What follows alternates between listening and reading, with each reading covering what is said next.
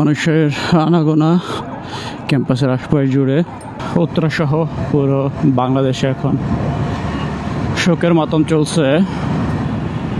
এরকম দুর্ঘটনার শিকার বাংলাদেশ খুব কমই হয়েছে, যার কারণে হঠাৎ এটা শোনার সাথে সাথে সবাই স্তম্ভিত হয়ে গেছে।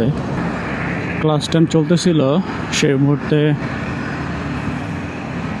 বিমান ক্র্যাশ করেছে মাইলস্টোন কলেজের উপরে। তো খবর পাওয়ার সাথে সাথেই জানতে পারলাম ওখানে প্রচুর রক্তের প্রয়োজন, সেজন্য রক্ত দেওয়ার জন্য যাচ্ছি। প্রচণ্ড রকমের অস্থিরতা কাজ করছে আমার ভিতরে এখন। না জানি কত বাবা মায়ের সন্তানেরা দগ্ধ হয়েছে আগুনের লেলিহান শিখায়।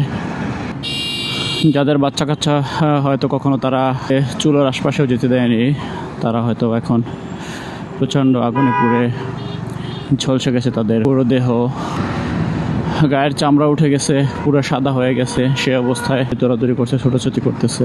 এরকমটাই কয়েকটা ভিডিওতে দেখলাম। খুবই মর্মান্তিক, খুবই হৃদয় বিদারক দৃশ্য ছিল এটি।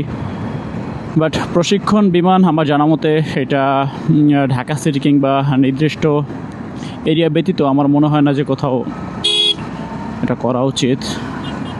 প্রশিক্ষণ প্লেনের জন্য তো আন্তর্জাতিক সীমানা দেওয়া রয়েছে যে এটা কোথায় কোথায় প্রশিক্ষণ করবে। অবহেলাই বলবো, কর্তৃপক্ষের বড় অবহেলার কারণে এরকম একটা দুর্ঘটনা ঘটেছে। একটা শহরে বিমান প্রশিক্ষণ নিবে, এটা তো হতে পারে না। আমাদের দেশে মানুষের জীবনের জানমালের কোনো নিরাপত্তা নেই, কোনো মূল্য নেই। কিছুদিন পর পর একটা করে বড় বড় দুর্ঘটনা হয়, মিডিয়ায় নিউজ হয়, আমরা আফসোস করি। এরপরে কিছুদিন পরে রেশ কেটে যায়, তারপরে আবার কিছুদিন পর আবার নতুন কোনো ঘটনা আমাদের সামনে চলে আসে। এভাবেই পার করতেছি। আমি মাঝে মাঝে দুঃখের সাথে একটা কথা বলি, সেটি শহরে বেঁচে থাকাই হচ্ছে সবচেয়ে বড় লড়াই, সবচেয়ে বড় যুদ্ধ। গাড়ি ঘোড়া এবং মানুষের প্রচণ্ড যানজটের কারণে দেখা যাচ্ছে যে এদিকটাতে যাওয়া যাচ্ছে না। অনেক ভাইরা স্বেচ্ছাসেবক দায়িত্ব পালন করছে। এই অ্যাক্সিডেন্টের কথা শুনে দৌড়ে চলে আসছে। অন্যান্য গাড়িগুলো আসা বন্ধ করে দিয়েছে, এটা অনেক ভালো করেছে। শুধুমাত্র অ্যাম্বুলেন্স কিংবা রোগীবাহী যে গাড়িগুলো আছে সেগুলোকে হাসপাতালে যাওয়ার জন্য ব্যবস্থা করে দিচ্ছে স্বেচ্ছাসেবকরা। এখন সেনাবাহিনী লাঠিচার্জ করে উৎসুক জনতাকে ছড়িয়ে দিল। একটা দেশের বিমান বাহিনীর প্রশিক্ষণ প্রাপ্ত একজন ক্যাপ্টেন, সে যদি প্রশিক্ষণ করতে গিয়ে অকাতরে প্রাণ বিলিয়ে দেয়, তাহলে এই দেশের কি হবে?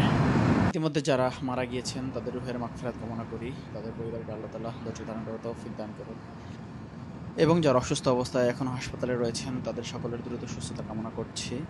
আল্লাহ তাআলা আমাদের সকল প্রকার দুর্ঘটনা থেকে হেফাজত করুন।